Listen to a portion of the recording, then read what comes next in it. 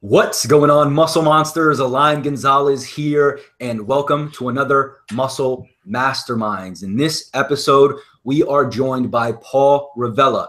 He is an NGA and IFPA natural pro bodybuilder. He's the owner of Physique.com, and he's one of the most respected contest prep coaches in the nation. Paul, welcome, and thanks for joining us. Thanks for that awesome intro. I appreciate it. For sure. So, as you guys can probably imagine, today we're going to talk about contest prep, particularly if you are like I was back in, 2012 or 13, where I finally decided that I wanted to get on stage for the first time. I made a lot of mistakes. So today I want Paul to kind of help you avoid those pitfalls. So I guess my first question for you, Paul, is what are some of the biggest mistakes that you see guys make when they are going into their first contest prep? Well, when we're talking about contest prep, that means getting on stage. And if I'm working with someone, the goal is to get on stage and be in a position to win. You cannot always, just because you look the best you could possibly look, doesn't mean you're going to win.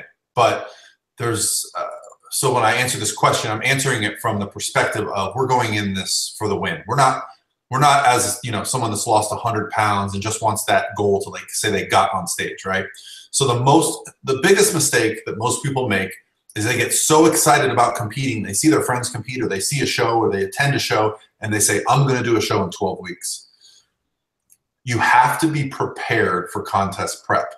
The length of prep has to be appropriate. Your metabolic rate has to be appropriate. The amount of body fat and muscle that you need to have and need to lose need to be in the right range to be successful. So I think the biggest mistake I see people make is not giving themselves enough time to do their first show. And so, yeah, it just comes down to, being in the right position. Yeah, 100%. And I think that was one of my big mistakes, was that I just said 12 weeks. I'll be ready in 12 weeks or 16 weeks or whatever it was. And I underestimated how much body fat I actually had to get rid of. So quickly, I'm going to go over with you like just the basics of what I was doing. And then I kind of want you, because I already know these were like bad mistakes. Okay. But just to give some context, and then kind of just just go over what maybe you would change or do different. So I wasn't tracking macros. Okay. I was just quote unquote eating clean. And so every week, all I did was a bit more cardio and a little less calories. And back when I was doing the contest prep, I thought I was hot shit because I was still eating carbs. Now, mind you, I probably was only eating about 50 grams of carbs towards the end of it. And then I did the whole peak week thing where we loaded water and then depleted water and then just cut water. So those are just the basics of what I was doing. As far as my training, I was just going in the gym, doing my fasted cardio in the morning. And then in the evenings, I would come back and just lift. I didn't have a specific program. I just worked out. Yeah. But I looked like complete shit. I felt like complete shit. What are some of the things that you would have had me do differently? The first things first is you have to be accountable to what your calories are, and more specifically what your macronutrient ratios are. The idea that you can just change your diet to a 7 food magic food plan, right? You're going to make some progress. The issue then becomes, when progress stalls, what do you do?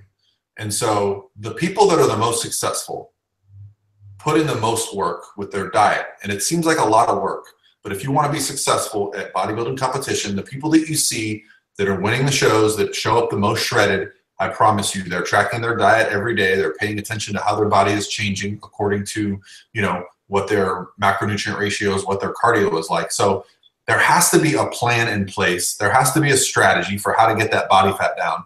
And then you have to get an honest assessment of how much body fat you have to lose. most of us, myself included, the first time we compete, we have a weight in our head that we want to hit. And so we kind of shoot for that weight. Well, you know, my friend Brian Whitaker most famously said years ago, he said, whatever you think you're going to be on stage, take 10 pounds off of that and you're probably starting to get close, right? And I find that to be very true for a lot of us. So without tracking macros and without being, you know, accountable to your actual weight that you're going to need to be, it's going to probably end poorly.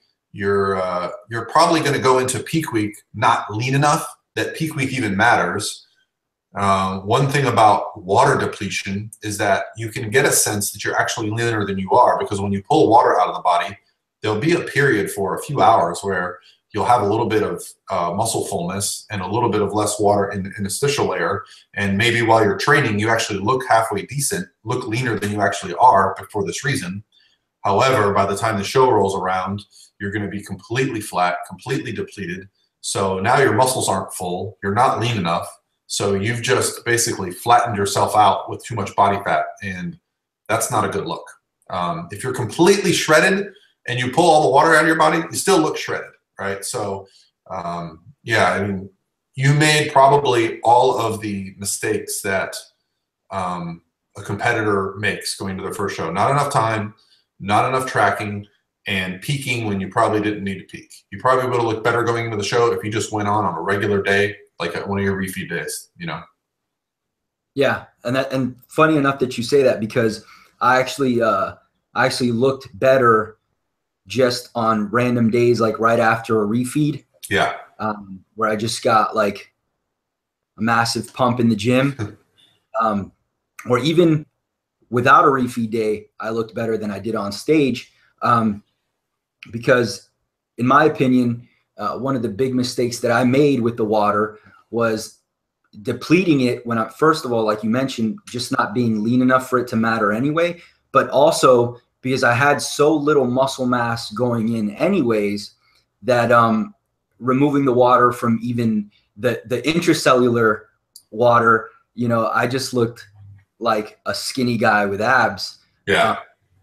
At that point. But so we talked about peak week. A lot of guys, they'll say, you know, this is when your physique, this is the most important week of the contest prep, and it can make or break your physique. I've heard other guys say that it really doesn't matter. You should be ready beforehand. And then obviously we've got the guy saying you shouldn't take water out, you shouldn't load it and deplete it, things of that nature. What's kind of just like a general guideline for peak week? And I know it probably depends on the person, but what are some just general guidelines? Yeah, well, my goal as a coach is to have somebody so lean that we can actually test a peaking strategy before a show. So I do not believe that peak week is the most important week of prep. Every week is the most important week of prep. Peak week, my only goal with peaking is to kind of taper down the cardio, you know, put some carbs back in, allow the body to kind of be refreshed. And depending on the person, that might mean loading carbs in the beginning of the week. That might mean loading them at the end of the week. You know, everyone has a different response that I'll notice throughout the prep. You know, I also work with a lot of bikini competitors. So a bikini competitor has a different need than a bodybuilder on show day, right? So peaking strategies are going to vary greatly depending on, you know, the discipline that you're getting on stage under. But the biggest thing that we want to do is just make sure you're coming into peak week, the week before the show, completely shredded, and then we're just fine-tuning what you're doing. As far as water, sodium, the general rule of thumb is that water follows all of your nutrition. So if you eat and take in some sodium, water is going to follow that into the muscle cells, right? So we want to just make sure on the day of the show that your body is able to stay hydrated and the muscles get filled out. You know, a lot of times what I'll do is load carbs early in the week, then taper them down. And then based on that response on Monday or Sunday, I'll know what to do Thursday or Friday before the show, right? They'll say, hey, I looked my best on Tuesday. I looked my best on Wednesday. I woke up Thursday feeling great. That means maybe we overdid it or underdid it earlier in the week. So it's always a learning lesson. For someone's first competition with me, we're going to be a little more conservative. We're going to err on the side of caution because I don't want to ruin, you know, 16, 18, 20 weeks of work by trying to look 2% better. And then as we learn and as we see how the body responds, we'll pay close attention and then we'll adjust things. You know, some of my clients that have crazy metabolisms, they have to go out the night before the show and have a burger and fries just to restore some muscle fullness, because adding carbs into their diet sped up their metabolism, and adding more water into their diet means they're peeing water out faster. So you can actually, you know, water is a diuretic. So if you increase your water intake, you're going to increase the rate at which your body rids itself of water. So when you're talking about water loading, like you said you did, you basically sped up your body's response to drinking water. So then when you stop drinking it, you're actually losing it faster than you're taking it in. So a lot of people talk about diuretics. A fluid can be a diuretic as well. So, you know, these are mistakes I made early in my career. You know, there was times where I peaked and I added water in a peak week and I was like, why am I flat? And it wasn't because of any other reason than I wasn't taking as much water. I still drank a gallon of water on show day, but I was drinking 2 the day before. So there's like these variables that I've learned over the years that I pay close attention to, that what most important is to me is you have to get completely shredded. If you're completely shredded, the margin of error is very small. If you are a little bit out of shape and we're trying to like make you appear more in shape, we might deplete more and just add some food in on show day a little bit so you can kind of eat while you're pumping up. It just depends on the situation, but nothing replaces being shredded. If you're shredded on show day or a few weeks out, and there's no such thing as being ready too early. That's another myth that used to go around. Well, you don't want to peak too early.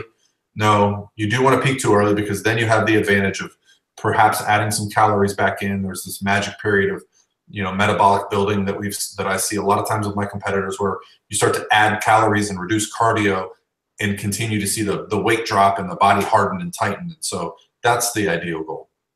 Yeah. So we've talked about a lot of the mistakes that I made, which are pretty common mistakes, it seems like, amongst guys who just want to do their first show. I think the biggest mistake, though, if we really think about it, was the fact that I didn't hire a coach. What's your what would you say? Would you say it's important for somebody who's looking to get on stage, if they're really serious about maybe, you know, not just having a solid physique, but maybe even reaching that pro level, would you say that it's crucial that they hire a coach? Or do you think that someone, even if they're pretty knowledgeable, could just do the work on their own? So I've seen both be successful. And part of the reason is because there's so many bad coaches out there that if you don't use a coach, you might be better off. You know, I mentioned Brian Whitaker before. He does not use a coach. Instead, he reaches out to a few people that he knows, such as myself and Lane and others, and says, hey, where do you think I'm at for 8 weeks out? He's very objective. So the problem I had coaching myself, because I tried this, was I would overreact or underreact. So if the scale was down, I would think everything was going good. And if the scale was up, I would freak out and add in a bunch of cardio and reduce my calories. And so I was not able to be objective with myself from day to day. I would overreact. And that's where a coach comes in, because a coach sees the big picture and can say, okay, just because you didn't drop weight this week, I still see more detail going on. And I know as a coach that a visual change usually precedes the scale dropping, especially deep into prep. Fat loss is not linear. You know, we all want to see the scale go down 0.2 every day, right? It'd be great if we lost a pound every 5th day. It was just perfectly, that's not how it happens. Oftentimes you'll go 2 weeks, not drop, and then you'll drop 3 pounds, so these nonlinear things can mess with you psychologically. The other aspect is you tend to just have a lot of questions and you'll get feedback from different resources. So, Johnny Muscles at the gym will say, yeah, you need to take dandelion root and not drink water after Wednesday. And then, you'll have somebody on the forum saying, no, you need to keep water in and make sure that, so you'll start to question. And if you're chasing too many things, you're not actually getting any benefit. You're listening to too many resources. I hired Lane as my first coach, and I often compare that to taking a master's class, like getting a degree in coaching and how to do prep. The one thing that you get from a coach, if they're worth a shit, is you get their knowledge imparted upon you. Hey, coach, I dropped 2 pounds this week. Why did we add cardio? Well, Johnny, the show's in 4 weeks, and it's great that you lost 2 pounds, but we need to see another 2 pounds in the next 2 weeks. So you got to answer questions. So you ask questions and you get to learn about the process, how things work. And that's how I got into this. I would always ask Lane questions because I was so curious about, why he did things. And that's why he recommended to me, he was like, hey, you should start coaching. And I thought he was an idiot for saying that, but thank God he pushed me. But that's probably the biggest value I got out of it was, it took the stress off of me, right? I was able to just go, this is my nutrition for the day. This is my cardio for the day. This is my macros for the day. Follow the plan. Here's my update. Here are the changes. So I didn't have this constant internal conflict that I had when I tried to coach myself in 2012. And the second thing was just how much you actually learn and how much you actually absorb during the process. And so, yeah, if you are not a completely objective person and you can afford it, I would 100% hire a coach, as long as you're able to kind of confirm that they kind of fit your philosophy, that they are going to answer some questions for you along the way, and that you feel like it's going to be a good back and forth relationship. Yeah. So just to pivot a little bit, we've talked a lot about like the nutrition side of things.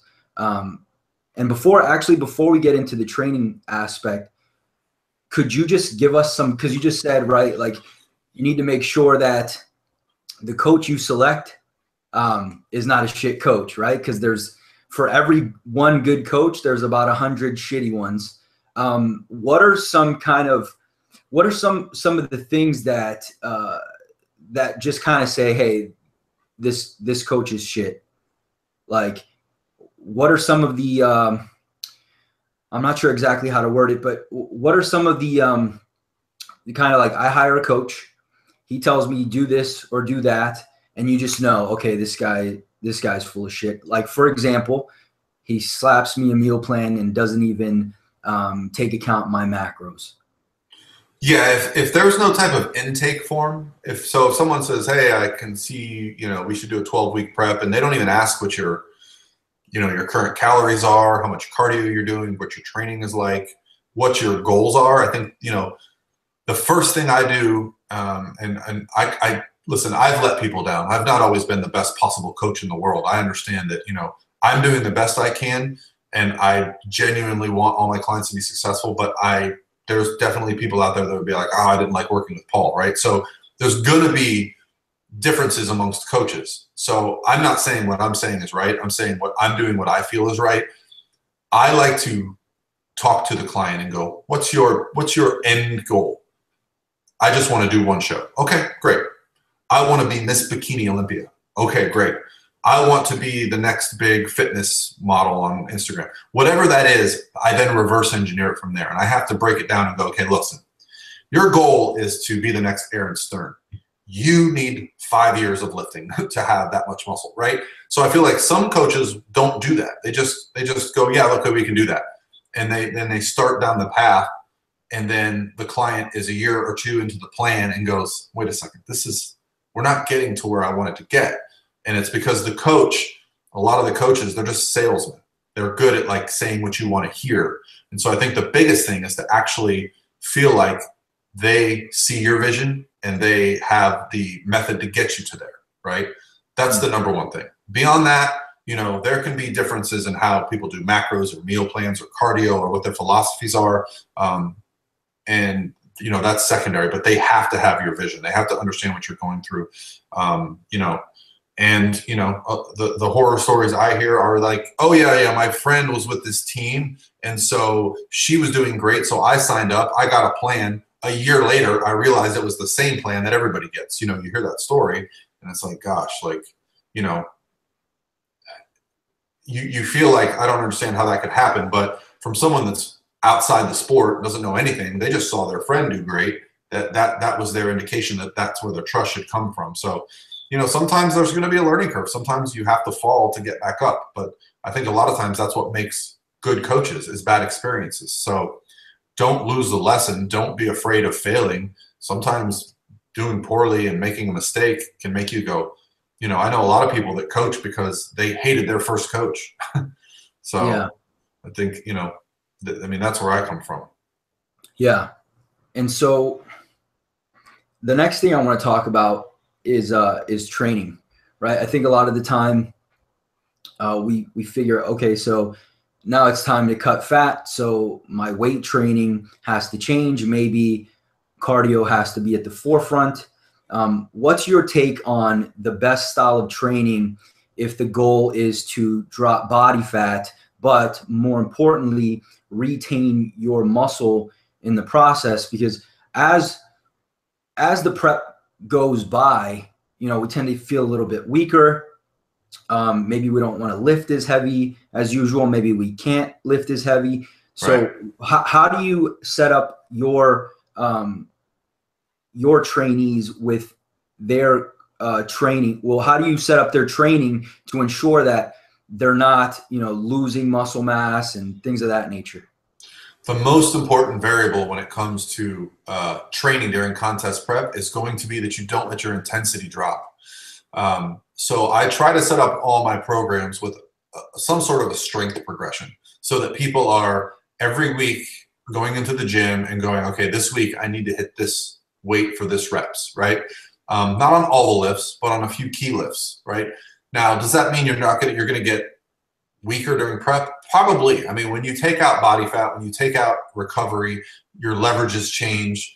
From day to day, you'll feel good or bad, especially, carbohydrates are huge for resistance training. So when those are restricted, which is usually the most common macronutrient to go, there's going to be some performance issues, but that's not always associated with muscle loss. That's just performance. So the key for me is continue to strive to hit PRs all the way through prep, even deep into prep when you're starting to feel like crap. Still lift in those heavy rep ranges, 3 to 5 to 8, whatever feels safe and comfortable for you.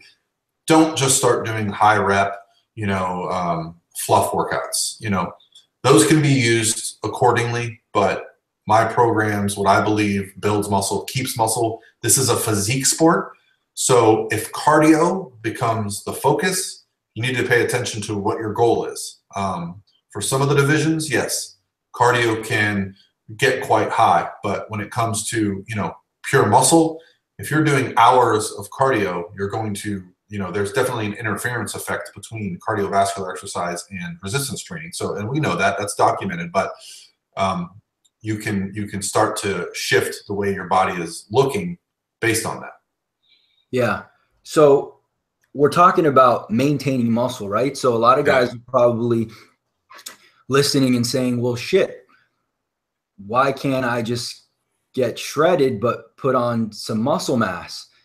What would you tell those guys? Because I've had plenty of guys say, like, I want to do this show, but I want to put on more muscle, and it's in, say, for example, 16 weeks. Now, obviously, the focus needs to be getting them shredded, but some guys, I think the bigger focus for them is I just want to put on muscle as well. I want to get my shoulders bigger before the show, and so what's your take on building muscle throughout a contest prep?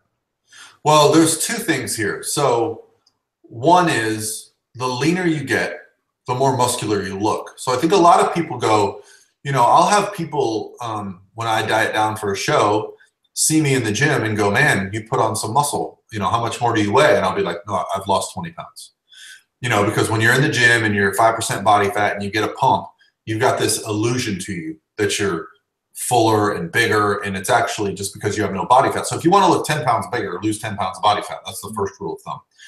The second thing is you don't build significant amount of muscle in a caloric deficit unless there's two things at play. One, you're very new to lifting. So, I have some people that have never resistance trained that come to me for coaching, and they start a fat loss plan, and they'll actually increase their lean body mass while they're losing body fat.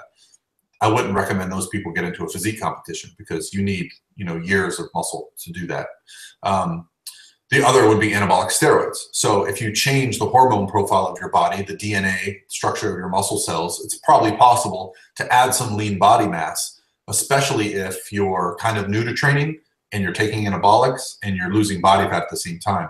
That's a situation that I don't deal with. I'm not a administrator of steroids, but So I'm not an expert on that, but those are really the only situations. If someone wanted to put on muscle and they're 12 weeks from a show, I'd say you're 52 weeks from a show. You're doing the same show next year. We're going to spend 6 or 7 months building you up. Then we'll spend 3 or 4 months prepping you for the show, right? That's really the only way to build muscle, not during contest prep when cardio and calories are both going to interfere. Yeah, for sure.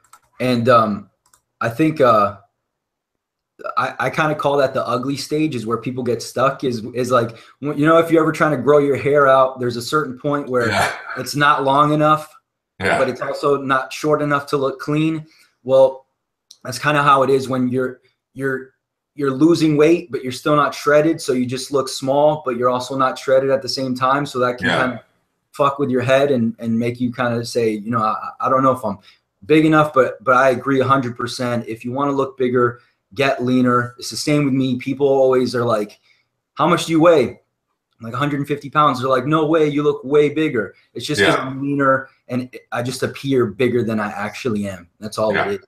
It's and you brought up a good point. Psychology is a huge part of why people fail in bodybuilding competitions, because we as men, especially, our whole lives, when we start lifting, all we care about is numbers going up. The scale goes up. The weight on the bar goes up. Contest prep, all that stops. The weight on the bar goes down. The scale goes down. And so people will start to ask you if you've stopped lifting, your clothes are fitting looser, you know, not just in the waist, but like, you know, the shoulders and the chest. And so I think it's very important psychologically for people to be prepared to go through that period, like you said, where you are losing weight, but you're still not shredded. So you're just in kind of that doldrums of contest prep. This is where I suggest people buy new clothes. Like I wear XLs, and prep I wear larges, and I feel better. I feel like it fit me better. And it's just important to feel good about what you're doing. So don't be afraid to get some new clothes. I definitely have like prep clothes versus off-season clothes. Yeah. No, that's a good point, because the psychology is huge, especially, and I'm just saying this, right? This is just my opinion, but especially for guys who are really into bodybuilding, I think sometimes for us, it's a little bit bigger of a deal when maybe someone says, hey, you look smaller. I remember when I was in contest prep, and that would fuck my head up. You know, someone would say, hey, you look smaller. And it's like, fuck, you know? But yeah, so I think we're running short on time. I know you're a busy dude. But before you go, could you just kind of give everyone listening who is maybe thinking about getting on stage for the first time, just a parting piece of guidance, just a few words, maybe of encouragement, maybe of kind of figuring out whether they're ready or not, something like that? Yeah, I think the biggest thing that I did that kind of spurred me on to do my first show was attending a show. I think a lot of times we have this idea in our head of what bodybuilding is like because we see a picture in a magazine or a YouTube video. There's nothing like going to a show just as a spectator, no expectations. Get a ticket, sit in the audience, watch the show, look at the classes, and I was immediately like, wow, I could actually do this. You know, there's not like 16 Ronnie Colemans up there on the stage. It's a bunch of people in varying walks of life that just love to be fit and just want to put the work in. And the first show I ever did was the first show I ever attended 1 year later. And so like that was the way my brain worked. I thought, oh, okay, I'm going to do this show 1 year later. It was the best year of training and diet I'd ever had in my life to that point, because I now had this goal in my head. You know, it was less excuses about going out binge drinking with my friends on the weekends and getting up early to go to the gym instead. So yeah, I think the biggest thing is go attend a show, see if it's for you, see what you like. And, you know, beyond that, just don't set too unrealistic expectations. The first time you compete, you're going to be anxious, you're going to be nervous, but you got to remember all the while you're going to be inspiring those people around you. You're going to be changing your life for the better. And it's such a fun process. And the first time you compete, that's just the beginning. That's the baby. That's the first physique. It's only going to get better from there. So it's the way I looked at it was like, I'm just going to get shredded. I'm going to see what I look like, and then I'm going to come back better. Like that was my thing. And it worked really well for me. I switched my mindset to be the most shredded guy on stage. That's the only thing you can control. You can't control who has the most muscle on stage. God controlled that way before. Your parents controlled that way before. But who's the most shredded, that's something that you could have a lot to say about. And I promise you, if the most shredded guy at any show, on any stage, you might not win, but you're going to win respect. And so, you know, a lot of the other things come down to it as far as structure, muscle insertions, blah, blah, blah. But being shredded, that's about how hard you work, how well you plan ahead. And that's something that, you know, no matter what else there is at play, everyone knows you did the work. Yeah, 100%. So before we jump off, I just kind of want to tell this story real quick because you don't even know this, but I used to train at one of the LA fitnesses here where I live in Orlando, and Paul attend that gym. And I remember seeing him, and I've got to assume that it was before a show because he just looked absolutely ridiculous. Like, he's a tall dude, but he was jacked, shredded. Like, he had like what was, in my opinion, the perfect physique. And I remember me and my brother being like, oh, there's the jacked, shredded dude. Like, that's the look I'm going for.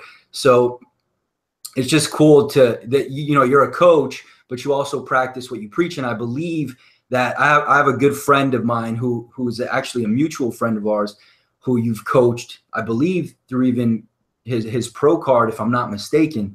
Another guy who just is just a testament to your quality of coaching.